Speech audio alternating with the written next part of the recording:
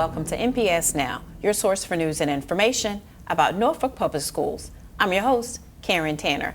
I have two very special guests with me here today. We have band directors Yvonne Day of Maury High School, and we have Alvin Moore of Norview High School, who are here to discuss our marching bands and our high schools. Welcome to you both to NPS Now. Thank you. Thank you. I'm glad to both have you on the show today. We haven't really talked about marching band before, so hopefully we'll get some interested students and parents to learn more about how we handle marching bands and how students can get involved with them. But first, how long have you been teaching Alvin marching band?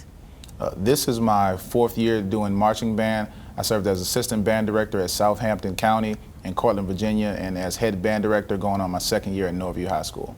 How long have you been teaching marching band, Yvonne? This is my second year at Maury High School, and this is my second year with my own program. Prior to that, I was at ODU as a graduate assistant working with a marching band, and then I was in Oklahoma working with college band fraternity and sororities that deal with college marching bands. Oh, great, great. So what's so unique about the marching band, Alvin? Well, what I think is what's unique about it is it's more than what meets the eye. Everybody sees the finished product, but most people don't know that it's so many moving parts. It's like many cogs in a machine, and if one cog fails, we have a bad show. So it's many students that are working together at one time, and in many cases on the field, they can't even see each other. So they have to really know what they're doing and trust each other as a team. Yeah. What do you think? I think with marching band, it's a lot of the students are working hard, there's a lot of teamwork, there's collaboration, and there's a commitment that the students have to have where they have a performance, sometimes 4 or 5 weeks in a row, and so the students always have to be on it and at 100% every time we go into a rehearsal. Right. So Alvin, how is that different from teaching concert band?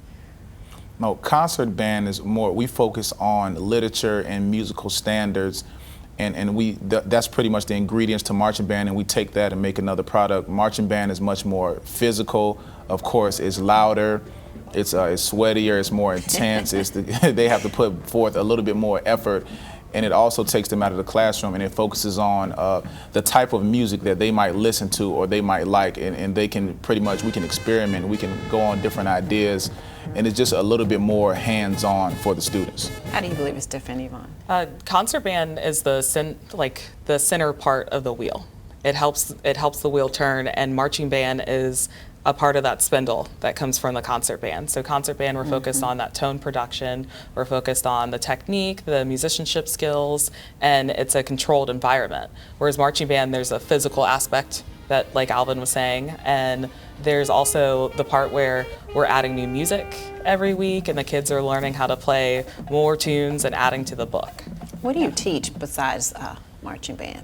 Well, during the day, we primarily teach the concert band classes. We teach the percussion ensemble classes, the beginning band. So we have students of all different skill levels teaching them how to play throughout the day. So, you know, we kind of switch gears at the end of the day and we go into marching band mode with a lot of the same kids. Yeah. How's that for you? It's much of the same. So the concert band classes, the freshman brass and woodwind class, as well as I teach music theory too. Okay. Yeah. What does a typical marching band practice look like, Alvin? Well, at Norview, we PT every single day. Every day we do physical training just to make sure the band is in tip-top shape, because we perform in the elements and the heat and the cold, and what we do on the field and in parades is very strenuous. We then work on the music. We break up into groups that we like to call sectionals, and we like to work those different parts of the machine, the cog, so to speak, and we bring it back together and we put it on the field. The students learn their spots, they know where to go, when to be there, which direction to take, and we just work that down. And so we just kind of put all the ingredients in the pot towards the end of practice, and we really get that finished product. Wow, is this similar for Maury too? Yes, it's very similar, although we start more in sectionals and then build over the course of the rehearsal. So sectionals first, where the students are running their like instrument, and then we'll go into winds and percussion, and then we'll add in flag and dance at the end. Wow. Do you practice year-round? We teach year-round, and the concert band, the concert band piece is during the academic year, and then marching band usually ends around football season end, and we'll kick it back up around March or April. So what are some of your what are some of the places you perform, excuse me? This year we've done the Caribbean Fest Parade downtown Norfolk. We were the only high school band. We do football games, competitions. My students went to competition for the first time in a few years. This year we did 2 in Greensville, Virginia, and in Suffolk, Virginia at Lakeland High School. And most of the time we do community events as well. So sometimes a school will call us, or a church, or a festival, and we try to show up and have that community presence and try to give a little bit of entertainment. Yeah. Where are some places Maury performs? Football games, those are like away games because Maury's over at Powhatan Field. And then we performed in the Neptune Festival Parade a few weeks ago, and we'll perform in the Grand Illumination Parade in downtown Norfolk. Okay, yeah, and I do remember that. So tell us about some of the awards and recognitions you all have received. Start with you, Alan. This year, 2 competitions, we've brought home 8 awards, some of the highest including first place dance line, second place majorette line, third place percussion in our class, and second place music in our class. We've also received the Terrence Robinson Memorial Award in Greensville, Virginia, where only one band gets it, and it's for the band that from the moment you got off the bus until the moment you go home, you've exhibited the spirit of discipline and band. I've been to that competition since 2007. That was my first time ever winning it, so we're pretty proud of that award. I bet. What about Maury? At the Neptune Festival Parade, we placed 3rd place. There are about 15 bands from all over the state. And then this past spring, the concert band actually won 1st place overall in our caption up at Busch Gardens at the Music in the Parks event.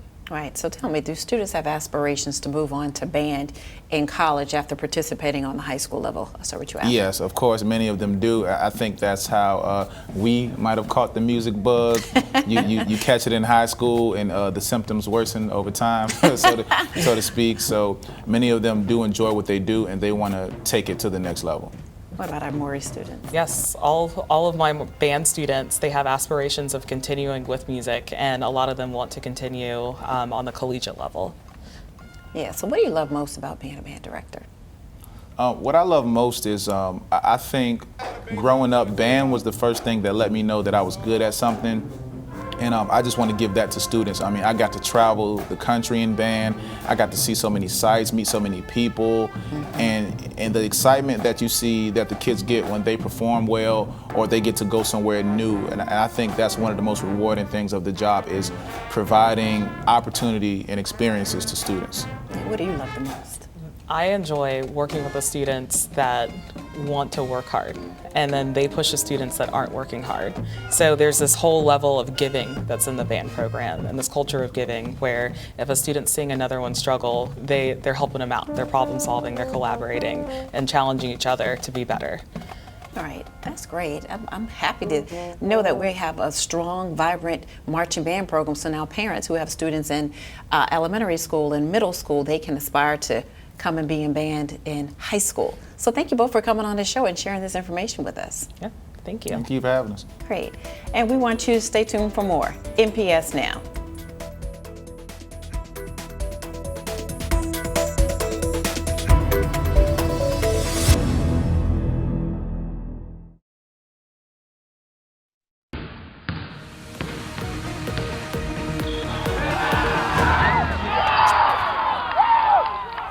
Welcome back to NPS Now. I'm Steve Sutmiller, Senior Coordinator of Athletics. Today in the studio we have 2 special guests, and we're going to talk a little bit, not so much athletics, but we're going to talk about health and PE and some road racing. We have Derek Persons, the Senior Coordinator for Health and PE for Norfolk Public Schools. Welcome. Thanks, Steve. And he's brought the race director from J&A, Jerry Forstick. Welcome. Thanks very much. All right. Derek, let's go ahead and start with you and just talk a little bit about your role with NPS and physical education. Yeah, so Steve, as you know, I actually grew up in Norfolk. I went to Lake Teller High School. I played football, basketball, and track. And so all my mentors were PE teachers, and so I pursued a career in PE. So I served as a PE teacher, dean of students, assistant principal, and now my current role is the senior coordinator of health and PE for the district. Well, I've known you since you were that athlete. You also were a heck of a tennis player. Don't forget that. Indeed. So let's talk about this partnership that we have with J&A Racing. Yeah, so one of my goals when I came in was to get students excited about movement and fitness. And so this was a great opportunity with Jerry when he told me about his event that he had. And so I was like, awesome, let's try to link up and get students excited about actually running. Okay, Jerry, let's talk about your company and then a little bit about yourself. Yep. So my wife Amy, since J&A, started in about 20 years ago when we took over the Shamrock Marathon in Virginia Beach. At the time, it was about 3,000 people, and we have a true love for running and movement. And it has grown now to almost 30,000 people, the Shamrock event. We have expanded and have 7 events in the Hampton Roads area that bring in about 50,000 runners. Wow. Okay. Through all the events. All right, so let's talk about this event. What is the event, who's it for, and why are we doing this? Yep, this is the 6th year. It's the Chartway Norfolk Harbor Half Marathon and the We Promise 5K.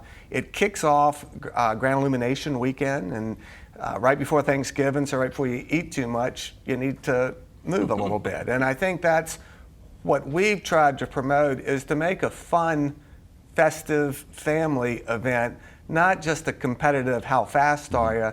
It's more, again, about moving and being active. Okay, so Derek, talk about the partnership, and then how do students get involved, and what are the benefits again for students being involved? Yeah, awesome. So one of the things that we really wanted to do with our elementary students is to get them active in PE or at home. And so what they would do is they will run in PE, and then they will chart their running where they can do 12 miles. And then at the day of the event, they would do the final mile with Jerry. Mm-hmm. Okay, so in terms of the goals for PE, and then also the goal for Chartway for the race, what are those? Well, some of it is even camaraderie with the school, where it's not just running, it's moving. You can hop, skip, jump, just move and make it fun. Too often we think of running as you got to race and you got to be fast. And this isn't about this. It's really about celebrating being healthy and playing with your friends. So at this event, when you finish, everybody gets a medal, everybody gets a shirt, everybody gets high fives. It finishes right at Town Point Park. So it's really a celebration of Norfolk, of health, of camaraderie. Okay. All right, so Derek, let's go back. How do these students get involved? And we mentioned the elementary level, but are middle school students able to participate, high school students? They are, yes. So what we want to do is for the secondary students, we want to try to have them participate in the 5K race. And what that looks like for us is, again, we have kids go to PE every other day in secondary, and so what we have them do is we have training to have them build up to the capacity to try to complete the 5K. But again, it's not about really a full race, it's about the event. It's about really creating a culture where we're working with parents to teach, hey, what we really want for students to understand is in order to be healthy physically, mentally, emotionally, socially, you have to have experiences that are unforgettable. And so this is one of those events where you get an opportunity to come out with your family, to be a part of a community event that is competitive, but at the same time is open and free to everyone. Okay. All right, so in terms of going back to when the race started, is this the first year that we've had the students involved? We've had it. This is the 6th year of running, and we've always had the kids mile. We haven't pushed it as hard. I think. So this is the first year with the partnership. It is. Okay. And I think it takes the administrators. They all care, but it's a little bit more. And Sure. I think we've seen how the Shamrock, we do the same thing for the final mile, and it's grown to 5,000 kids. And just the camaraderie and the team spirit and just seeing kids happy and breaking down the barrier of, but I'm not fast, I can't race. You don't need to race. You can walk and just be together, moving. Okay. And so we're trying to push this to kind of kick off that weekend in Norfolk as well. So kind of for both of you, promoting the event, are you, I'm sure you're meeting with the teachers, the physical education teachers. How is that, how are you promoting that? And then how are, from the outside, are you promoting it? So for us, what we do is we have all of our PE teachers are aware of the race, the date of the race. Registration is going to be a little tricky in the sense that we're going to provide them with the registration information, and then parents, when students will kind of come out individually to meet us at the event. We're not really transporting students to the event. The families are gonna bring them there. But I will say we have an interesting partnership that we're trying to do with one of the schools where Jerry is going to, for every teacher that participates in the race, he's going to actually provide a free registration for a student. So Jerry can talk a little bit about that. Yeah. Well, and again, I think for all the administrators, we want to help. So again, if there's interest, if there's some students that are talking about it, or if some of these teachers think it's a great idea, reach out to you, to us, and we can make this work. And we can be very flexible. We're convinced that if the kids will come out and see it and be part of it, it is a feel-good, physically, mentally, togetherness that we feel that it can keep them moving and can grow in the future. Okay, so everybody doesn't want to run. So how do other students that may not want to move per se get involved? Is there an opportunity for everyone? Yeah, so again, what we try to do is in our PE classes, we talk about the importance of not just running per se, but moving. And everyone, especially the elementary kids, they're excited about movement. So it's really easy to get them excited about it. And there's incentives that we're going to put in place as well.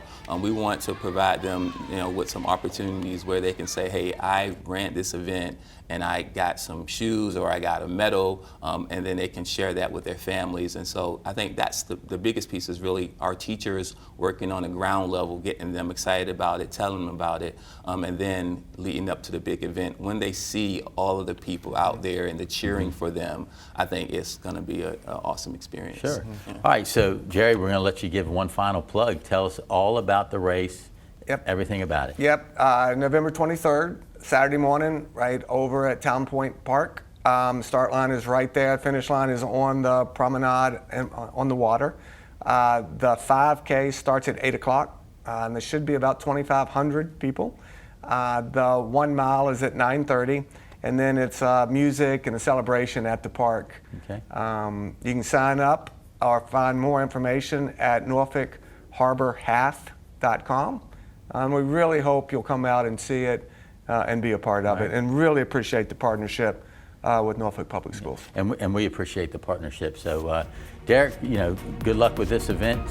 Jerry, again, good luck, and thanks for coming down. Thanks for having me. Thank you, Evans. Right. More NPS Now after this.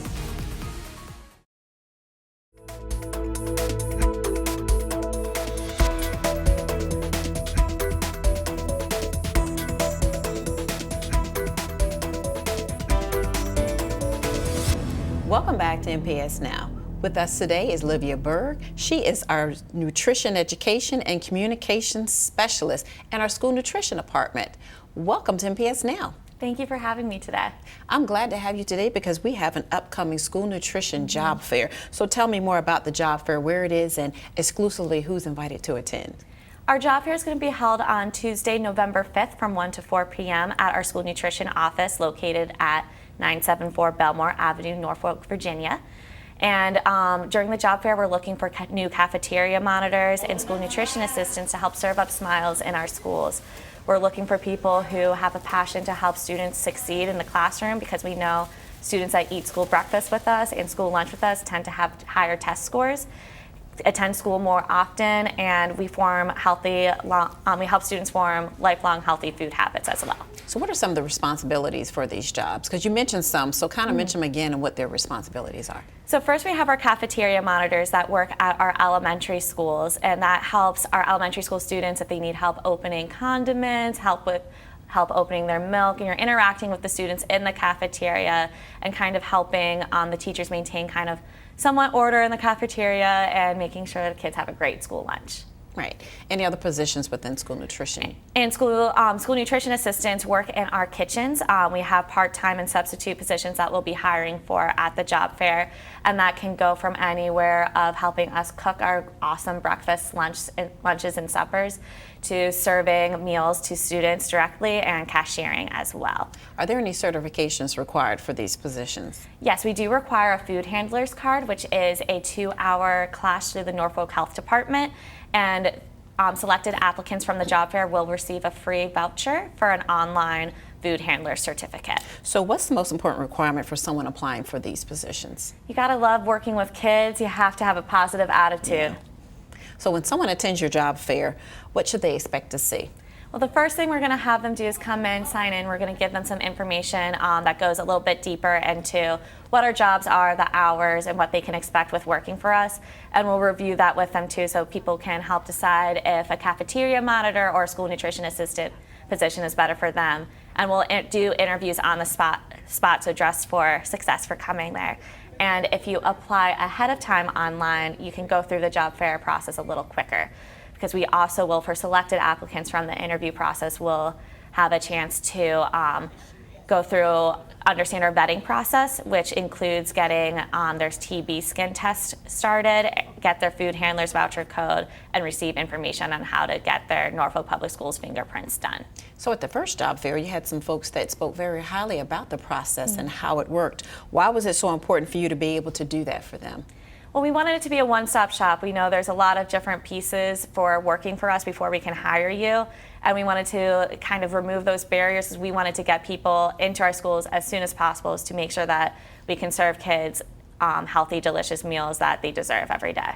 So what's approximately like the timeline from when they're hired and they can start working in this position? It depends on how quickly different pieces of the puzzle, so while we can't initiate the background check, so it depends on how quickly our applicants make it to the Norfolk Technical Center to get that done, but we had a turnaround this time of like 3 to 4 days. Oh, wow. So at the job fair, the one-stop shop, how long are they there applying and finding out if they got the job and then going through the different processes that you mentioned? How long, what's that time frame like? So if you had applied online previously, you'll spend probably between 30 minutes to an hour. If you need to apply online, depending on how tech savvy you are with using a computer, that can take you up to 1 to 2 hours. Can they get the certification on site right there, or? Yes, we will have computers available for applicants to apply online. Wow, that's great. It's like a And- one-stop shop, really. Yes, we want to get people Get them in and keep them. Keep them in the door, because feeding our kids is the most important part of our work. So what do you love most about working for school nutrition? The kids, seeing the kids enjoying their school breakfast, school lunch, and knowing that that meal is going to help them learn throughout the day, that's what means the most to me. Yeah, so recap for us real quick about the upcoming school nutrition job fair. So the School Nutrition Job Fair is Tuesday, November 5th from 1 to 4 p.m. and applicants can come anytime during that 1 to 4, that 3-hour period, because we'll be interviewing throughout the entire time. So no, you don't need to come all at once. So tell everybody why they should come and work for school nutrition. And we want you to come work for us because we have a great supportive team environment. You get to serve kids and help them succeed in the school day.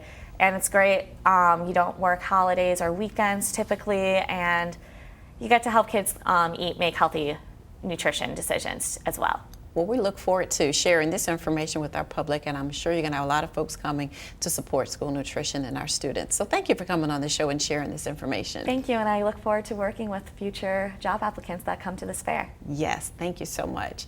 And we want to thank you for watching NPS Now. It airs weekly on WNPS, Channel 47, or you can view us online at www.npsk12.com. If you have any great story ideas or events happening at your school, please be sure to email us at npsnews@npsk12.com. Again, we want to thank you for watching NPS Now.